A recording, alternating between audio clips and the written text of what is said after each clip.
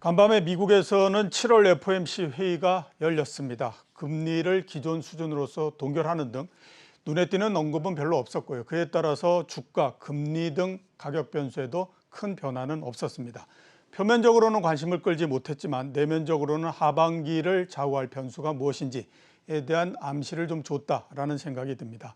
상반기에 주식시장을 움직였던 변수가 금리였다라고 하면 하반기에는 경기가 시장을 움직이는 주요 변수가 되지 않을까라는 그 가능성을 좀 제시해줬다 이런 생각이 드는데요. 그래서 7월 FOMC 회의를 좀 정리를 해보고 그다음에 국내외 경기에 대해서도 알아보는 시간을 갖도록 하겠습니다. 이미선 하나금융투자 선임연구원 전화로 연결돼 있습니다.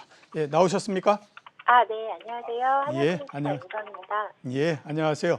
7월 FOMC 회의가 끝났습니다. 결과를 보시고 어떤 생각이 드셨습니까? 주요한 포인트도 한번 좀 짚어주시죠. 네, FMC 스테이트먼트 상에서 주목해야 될 부분은 이전과 없었던 문구가 한 가지 들어갔었는데요.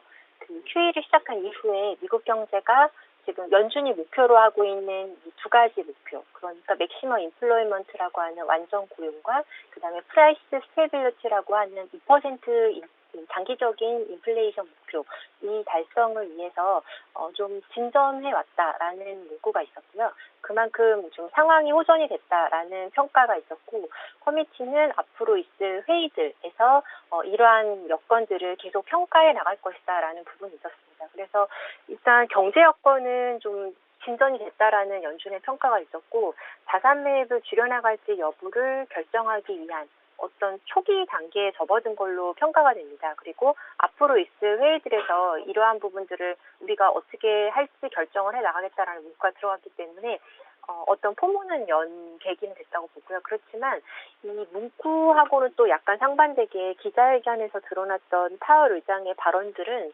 또 대체로 그렇게 테이퍼링에 대해서, 즉 지금 하고 있는 채권 매입에 대해서 이거를 중단하는 거에 대한 시기를 서두른다는 인상을 주지는 않았고요.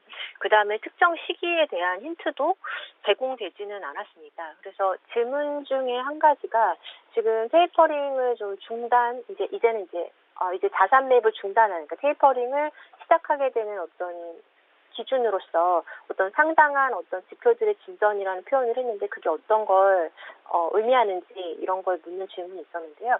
그거에 대한 답변을 보면 이제 고용이란 부분을 가장 먼저 얘기를 했습니다. 그래서 지금 고용 시장도 우리가 그런데 연준이 한 가지 지표만 보고 있는 건 아니고 신규 일자리 창출이라던가 또는 인종별 어떤 그런 일자리가 개선되고 있는 상황이라던가 또 임금 상승이라던가 상당히 포괄적인 것들, 우리가 굉장히 많은 데이터들을 다 보고 있고, 그것들에 있어서 상당한 진전이 나타났을 때 좀 앞으로 나갈 수 있다라는 답변이었습니다. 그래서 지금 인플레이션이라는 목표는 연준이 설정한 것보다는 좀 많이 넘어서 있는 상황이고요.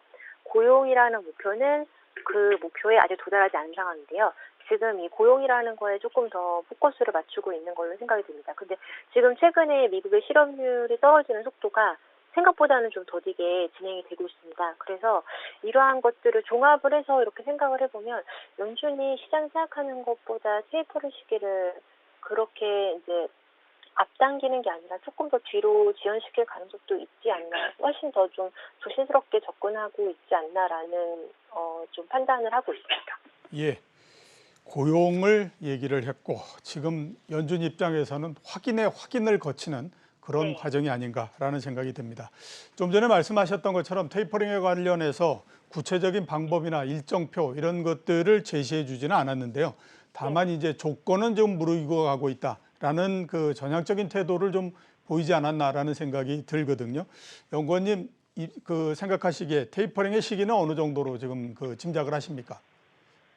원래 저희 이제 하우스도 그렇고 일반적으로 시장이 예상했던 게 8월 잭슨 미팅이나 9월 FOMC에서 그거에 대한 가이드라인, 자세한 내용들이 공개가 될 걸로 예상을 했는데요. 지금 7월 지금 FOMC에서 이 정도로 조금 발언을 한 것을 가지고 봤을 때는 8월 잭슨 홀 미팅에서 뭔가 구체적으로 나올 거라고 기대하기는 지금 좀 어려워진 것 같고요. 8월보다는 이제 9월이나 아니면 그 이후의 회의에서 그러한 일정들이 나오게 될 가능성은 높을 것 같습니다. 그래서 지금 8월 잭슨 홀 때 뭔가 구체적인 것이 나온다고 한다면 좀 상당히 이른 느낌을 줄 것 같고요. 시장에서 받아들일 때도 뭐 굉장히 좀 예상보다 빠르게 이게 나왔다. 예상보다 빠르게 긴축이 시작되는 게 아닌가라는 생각을 좀 가질 것 같습니다. 그래서 어제 FMC의 전반적인 톤으로 봤을 때는 이제 8월이나 9월을 예상을 했다면 이제까지는 7월 FMC 계기로 해서는 9월 또는 9월 이후로 그 시기가 조금 지연된 걸로 생각하고 있습니다. 예, 많은 전문가들이 8월 잭슨홀 미팅에서 아마 대강의 계획을 내놓지 않겠느냐라는 얘기를 했었는데 어제의 상황을 봤을 때에 그것보다는 아마 9월 달 FOMC 회의에서 구체적인 방안이나 일정을 내놓지 않겠느냐라고 얘기를 하셨고요. 어제 FOMC 결과 나오고 미국의 10년물 국채 수익률이 소폭 하락을 했습니다. 금리에 미치는 영향은 크지 않다라고 봐야 될까요? 어떻게 보십니까? 네, 어제 FMC 같은 경우에는 금리에 미치는 영향이 굉장히 미미했습니다. 그래서 미국 10년 금리는 FMC 이제 시작되기 전에 장 초반에 1.27%까지 상승을 했었는데요. 기자회견 끝난 후에는 1.23%로 하락을 했고요. 현재 아시아장에서도 1.23%에서 좀 거래가 되고 있습니다. 그래서 테이퍼링에 대해서 좀 정보가 나올 수도 있지 않을까 이렇게 시장이 예상했던 것들도 있었는데 그런 힌트들이 제공되지는 않았었고 그다음에 이제부터는 그럼 이제 FMC 재료는 일단은 이제 초강 상태로 들어가게 될 것 같고요. 다음 8월 잭슨홀 미팅 그 이전까지는 시장이 현재까지 이제 반영하고 있던 다른 재료들 그러니까 지금 생각하고 있는 펀더멘털에 대한 여건이라든가 이런 쪽으로 관심이 다시 이동하게 될 것 같습니다. 그래서 어제 7월 FMC는 이제 금리에 미치는 영향은 제한적이었고 그래서 지금 미국 10년 금리도 지금 1.2% 초반대에 이제 머물고 있습니다. 알겠습니다. 미국 경제에 대해서 좀 여쭤보도록 하겠습니다. 작년도서부터 재정 지출이 굉장히 많이 늘었기 때문에 어떻게 생각하면 좀 예상이 됐던 부분이다라는 생각이 드는데 미국의 국가 부채가 굉장히 크게 증가를 해서 이제는 한계 상황이 온 게 아닌가라는 생각이 들고요. 그렇게 되다 보니까 국가 부채에 관해서 비상조치도 내려질 가능성이 있지 않느냐라고 하는 아주 극단적인 얘기도 나오고 있는 상태이거든요. 미국의 국가 부채 그리고 그에 따른 여러 가지 변화들에 대해서는 어떤 가능성을 지금 그리고 계십니까? 네, 미국은 이제 정부 부채 한도를 법으로 정해놓고요. 이거를 초과하게 되면 이제 원칙적으로는 더 파이낸싱을 할 수 없기 때문에 그 상태로 그냥 아무 조치가 없이 가게 되면은 이제 기술적으로 디폴트로 들어가게 됩니다. 그래서 이번에도 이제 상한으로 정해져 있는 22조 달러를 현재 28.5조 달러로 이제 높이는 이런 부분이 아마 필요하게 될 것 같고요. 그래서 이제 연준 의장이었던 옐런 현재 재무부 장관은 이제 의회에서 이런 걸 정하기 때문에 의회에서 이 상한을 좀 높여라. 그래서 기술적인 디폴트가 발생하지 않도록 8월 2일까지 이 한도를 높이지 않으면은 실질적으로 그런 문제들이 발생을 하기 때문에 그 이전에 의회에서 이 문제를 처리할 것을 좀 촉구를 하고 있습니다. 그런데 이게 항상 좀 정치적인 역학으로 돌아가는 것이다 보니까 이거를 이제 반대를 하는 쪽에서는 그거를 우리가 해주기로 동의를 해줬을 때 또 우리가 요구하는 어떤 법안들을 또 거기에 대해서 또 이제 동의를 해줄 것을 요구를 한다거나 이런 식으로 좀 이용하는 측면도 있는 것 같습니다. 그래서 아마도 좀 막판까지 이것을 이제 동의해주지 않고 민주당과 공화당 간에 계속적으로 어떤 갈등 관계로 좀 끌고 가면서 교착 상태로 가게 되다가 막판에 가서는 또 항상 늘 그랬듯이 한도를 이렇게 상향을 하면서 그렇게 이제 이 상황을 그냥 지나가게 될 걸로 생각이 되고요. 이거를 뭐 만약에 상향을 하지 못하게 된다고 하면은 기술적인 디폴트 이런 것이 이제 발생을 하게 되는데 그렇게 됐을 때는 이제 미국의 신용 등급이라던가 이런 거에도 영향을 받게 되기 때문에 그러한 큰 리스크까지는 지지 않을 걸로 생각이 됩니다. 그래서 막판까지는 긴장 관계를 유지하겠지만 결국에는 한도를 상향시키는 방향으로 이 문제를 해결하게 될 것으로 예상하고 있습니다.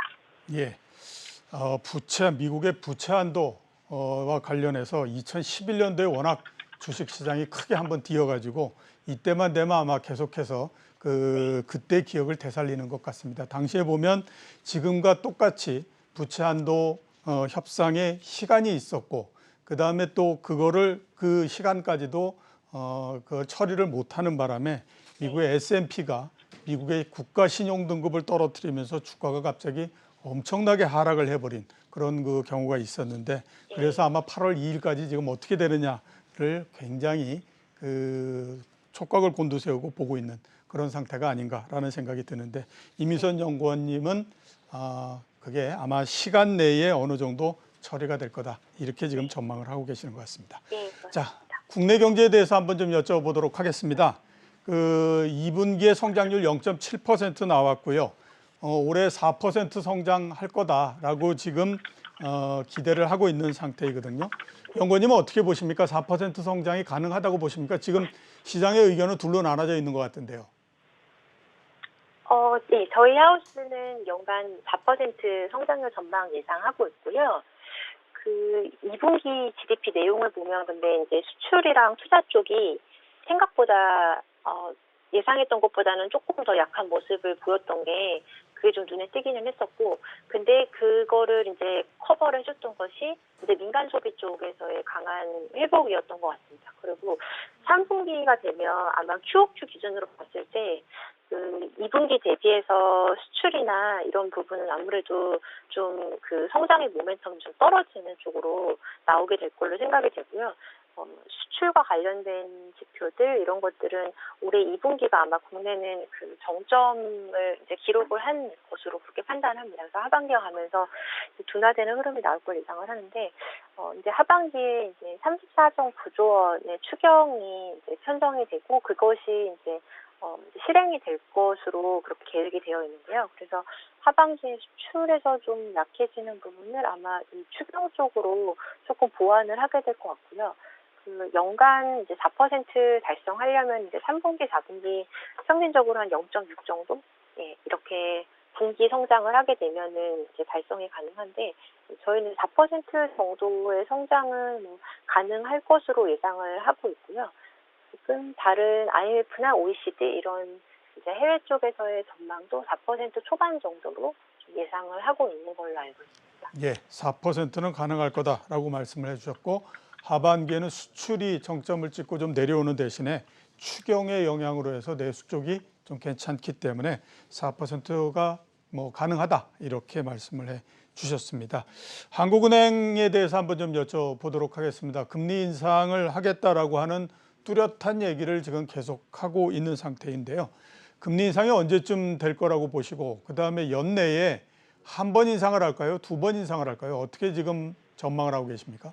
네, 저희는 이제 8월에 첫 번째 기준금리 인상을 하고 두 번째 인상까지는 그렇게 긴 기간을 두진 않을 걸로 보고 있습니다.